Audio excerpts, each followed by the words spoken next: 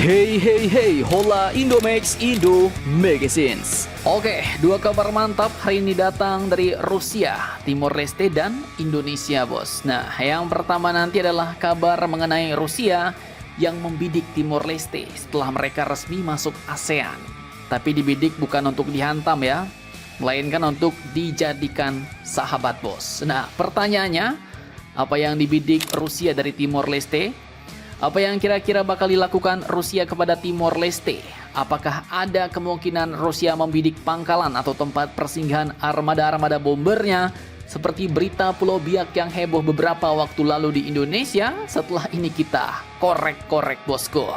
Kemudian kabar kedua, datang lagi dari Rusia dan Indonesia yang kini lagi dikabarkan bakal melakukan latihan militer gabungan besar-besaran, bos. Nah loh, latihan apalagi kah ini? Dimanakah akan digelar? Penasaran beritanya? Cus! Mari kita kupas berita lengkapnya satu per satu, bosku. Oke, yang pertama, kabar hangat datang dari kancah diplomasi Asia Tenggara, bos. Nah, jadi setelah penantian panjang lebih dari satu dekade, kini satu-satunya negara berbahasa Portugis di komplek kita ASEAN yaitu Timor Leste akhirnya resmi bergabung menjadi anggota penuh ASEAN, bos, dalam KTT ke-47 di Kuala Lumpur, Malaysia pada akhir Oktober 2025 ini. Nah, admin kutip dari banyak sumber berita berikut, langkah ini pun ternyata langsung disambut positif oleh pemerintahan Bapak Putin, yaitu Kremlin.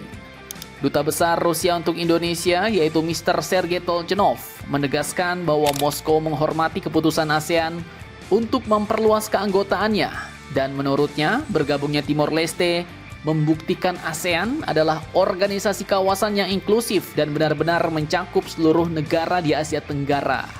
Namun, bukan cuma ucapan selamat diplomatik, bos. Rusia ternyata juga langsung melihat peluang baru nih untuk memperluas kemitraannya di kawasan.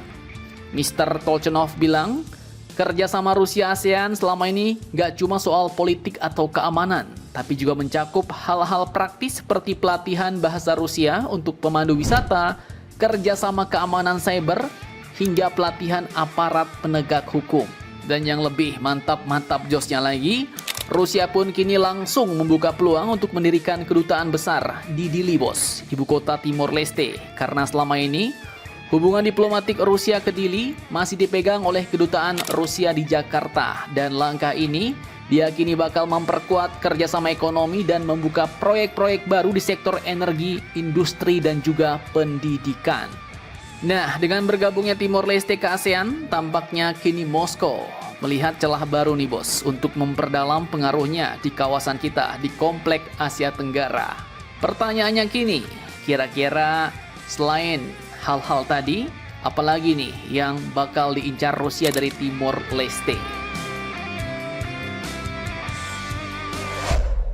Oke, jika tadi berita, nah kali ini kita bahas berdasarkan opini Mimin, bos. Tapi ya, tetap berdasarkan kondisi geopolitik saat ini. Tapi yang umum-umum doang ya. Nah, yang pertama dari sisi geopolitik, bos. Jadi Rusia selama ini jelas memang agak kesulitan memperluas pengaruhnya di Asia Tenggara karena area kita ini sudah dipenuhi oleh para pemain besar. Seperti Amerika, Tiongkok, dan juga Australia, ya kan?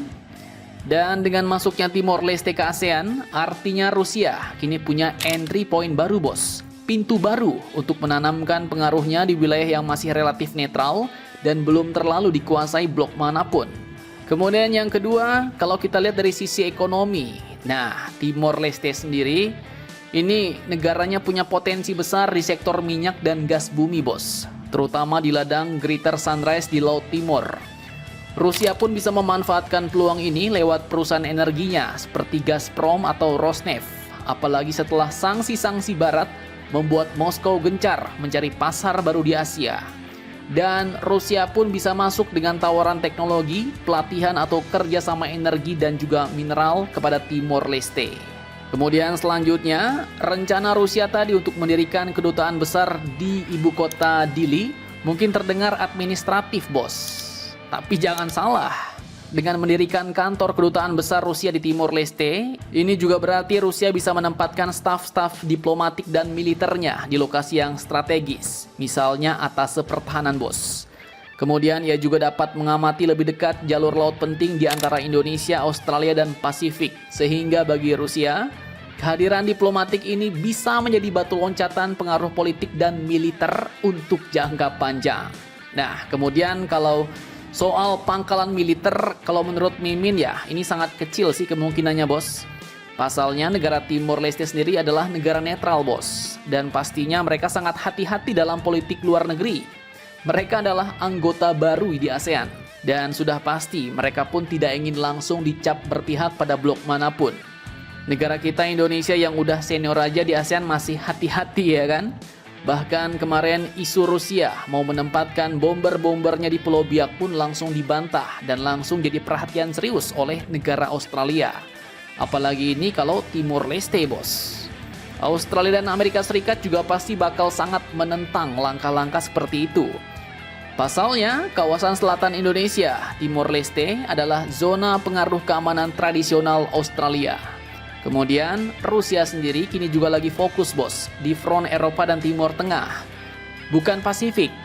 Jadi sepertinya kemungkinan sangat kecil kalau Rusia mengincar pangkalan militer di Timor Leste.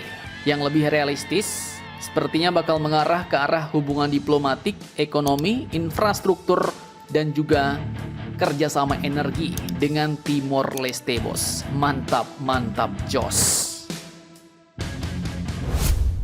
Nah, kemudian lanjut kabar kedua juga datang dari Rusia dan Indonesia nih, yang kini dikabarkan lagi bakal menggelar latihan angkatan laut besar di lepas pantai Rusia pada tahun depan, bos, tahun 2026. Hal ini pun diungkap langsung oleh Duta Besar Rusia untuk Indonesia, yaitu Mr. Sergei Tolchenov dalam wawancaranya dengan kantor berita TASS. Tolchenov menyebut latihan ini merupakan kelanjutan dari latihan gabungan Oruda yang pertama kali digelar pada tahun 2024. Kesepakatan pun telah dicapai bahwa latihan ini akan diselenggarakan setiap 2 tahun sekali, ujarnya.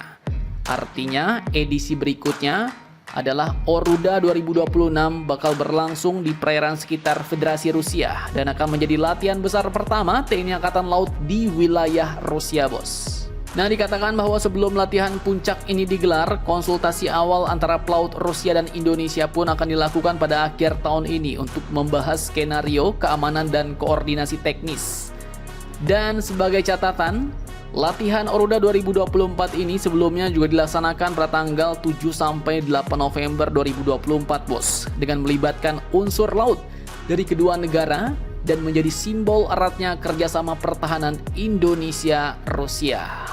Latihan 2 tahunan ini juga bukan cuma soal unjuk kekuatan, bos, tapi juga wujud dari diplomasi militer yang makin erat antara Jakarta dan Moskow, sekaligus sinyal bahwa TNI Angkatan Laut akan terus memperluas jejaring kerjasama internasionalnya hingga ke utara bumi, ke perairan dingin Rusia, dan artinya juga selanjutnya giliran Indonesia lah yang mengirim armada-armada kapal perangnya ke laut Rusia. Mantap, mantap, jos.